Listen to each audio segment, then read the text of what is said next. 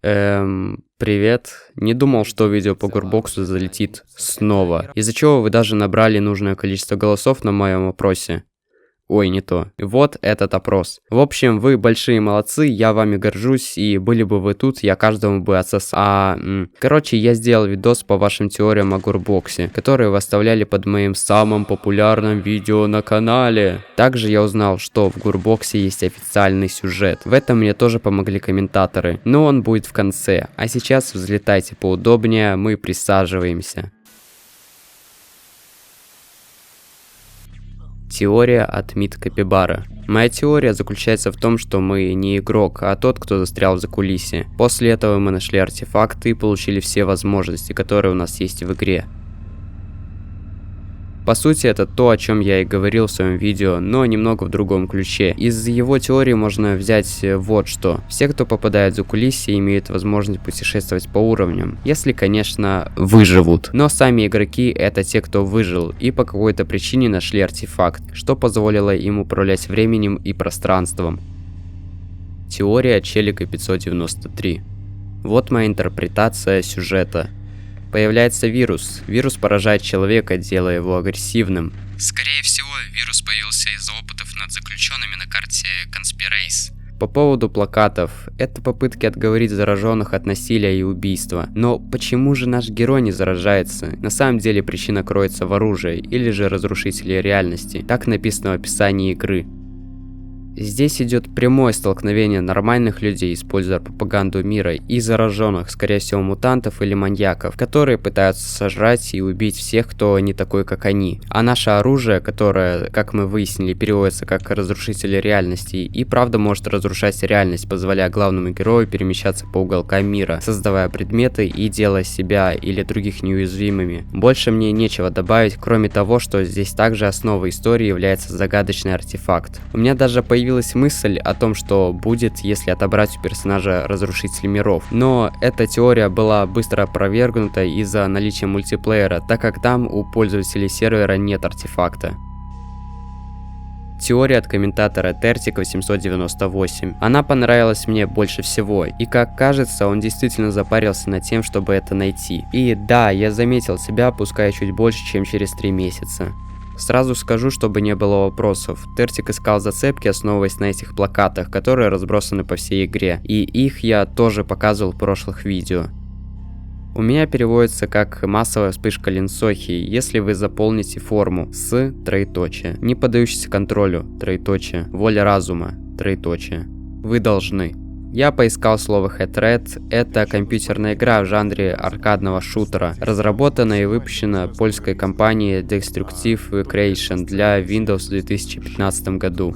Намеренно провокационная игра предлагала игроку управлять массовым убийцем-мизантропом, беспорядочно убивающим прохожих и полицейских на улицах города из ненависти к человечеству. По словам разработчиков, к созданию Hatred их подтолкнула идея создать нечто, идущее наперекор трендам политической корректности. После выхода Hatred получила преимущественно отрицательные оценки критиков. Несмотря на скандальную тематику, обозреватели сочли игру однообразной и незапоминающейся.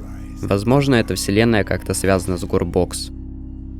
Изменено. Началась вспышка Умсона, первая строчка. Если вы наполнены неконтролируемой ненавистью без причины, вы должны убить всех. Добавлю от себя, что действительно сюжет игры на фоне крайне похож с Гурбоксом. Хотя я его еще не озвучил, но поверьте, в игру вложен контекст ненависти к людям, и та атмосфера, которую боятся больше половины игроков, не случайна. Вот еще несколько дополнений от подписчиков из прошлого видео. Хочу заметить, что прошлые 3 теории похожи между собой и пересекаются с самим сюжетом. А следующие 3 человека — это просто те, кто оторвал кусок настоящего сюжета, еще до того, как я о нем узнал. Поэтому почему бы добрейшему в мире Лотосу не вставить их в видео?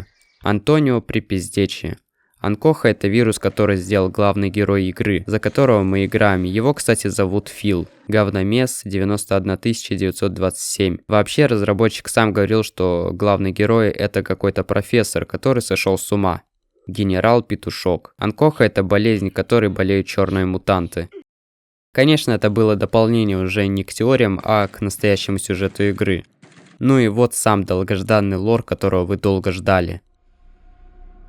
Роман Суворов. Единственный, кто оставил полный сюжет в комментариях, за что ему большое спасибо. Позже я перепроверил информацию и нашел лишь пару сайтов с подтверждением, так как, по сути, этот лор собирали по крупицам истинные фанаты игры, кем я, к сожалению, не являюсь. Лор Гурбокса. 21-летний Фил Тимский был ученым в депрессии, который разочаровался в обществе. Он знал, что человечество в таком состоянии долго не продержится и находится перед великим падением. Было много проблем. Например, люди со временем становятся все тупее и тупее из-за того, что человечество делает это слишком легким для себя. Он решил, что больше не хочет жить в этом печальном подобии общества, которое медленно разваливалось на части. И поэтому он решил, по крайней мере, сделать последние несколько десятилетий человечества занимательными. Он годами сидел в своей комнате, сходил с ума, ел пищу, качество которой со временем быстро ухудшалось, начал курить, спал всего несколько часов в день, но при этом тренировался. В то же время средний IQ людей снижался опасно быстро, что делало их неспособным решать основные человеческие проблемы, такие как сортировка мусора. Некоторые, с другой стороны, заметили это и сосредоточились на том, чтобы стать умнее и не попасть в ту же яму, что и другие. Фил, 32 года, находившийся в изоляции от общества, вложил всю свою самоотверженность и здравомыслие в создание 3 вещей. Оружие, способное искажать законы физики, пространства и времени, которое приводится в действие высококонцентрированным электричеством и специальной жидкой смесью, называемой дробилкой реальности. Чрезвычайно мощный вирус, который вызывает неконтролируемую ярость и желание забрать как можно больше жизней, а также значительно снижает IQ инфицированных. Чип, который он имплантировал в свой мозг, что повысило его устойчивость к боли, сделав его частично невосприимчивым к его собственному вирусу и способным контролировать сознание своего разрушителя реальности, что имело побочный эффект в виде серьезных проблем с личностью и памятью. После еще 6 лет постоянной самоотдачи и испытаний на животных, которых он заказал на черном рынке, он выпустил свой вирус в родной город. Уровень преступности в районе начал быстро расти, что сделало зараженных невероятно враждебными и параноидальными. Это по-разному влияло на людей, в зависимости от их первоначального интеллекта, который был еще больше снижен биологическим оружием. Более тупые люди сошли бы с ума и в конечном итоге покончили бы с собой или были бы убиты по глупости. Однако у более умных людей появилось неконтролируемое желание убивать всех, кто допустил хотя бы малейшую ошибку, сохранив при этом часть своих человеческих инстинктов и индивидуальности. Вскоре вирус взял верх, и не очень умная часть цивилизации оказалась там только для того, чтобы быть убитой. Зараженные называли их горедалами, только для того, чтобы удовлетворять свои болезненные желания убивать бесполезных и умственно слабых. Они собирали свои и их головы как открытки, обменивали и отправляли в коробках по всему миру, что стало обычным делом. Однако более разумная часть цивилизации, которая осталась незараженной, изолировала себя от зараженных. Некоторые работали над лекарством, другие просто сдавались. Мир приближался к концу, и все это благодаря Филу. Он гордился собой, он был доволен тем, чего достиг. Он чувствовал себя богом. Насколько на сегодняшний день мы знаем, более достоверного лора нет. И вот что я хочу выделить напоследок. Все персонажи, кроме маньяков и мутантов, являются горедалами или горидолами, которые единственные выжили. Все остальные это зараженные. Остается понять, кто такие фан-персонажи, кто этот тип, есть ли лечение от вируса, какую роль играют все карты, включая бэкрумс, и в общем просто расставить все по полочкам. Этим я займусь в следующем видео, если, конечно, меня не переедет КамАЗ или я не впаду в депрессию, чтобы потом усомниться в человечестве и породить неизлечимый вирус.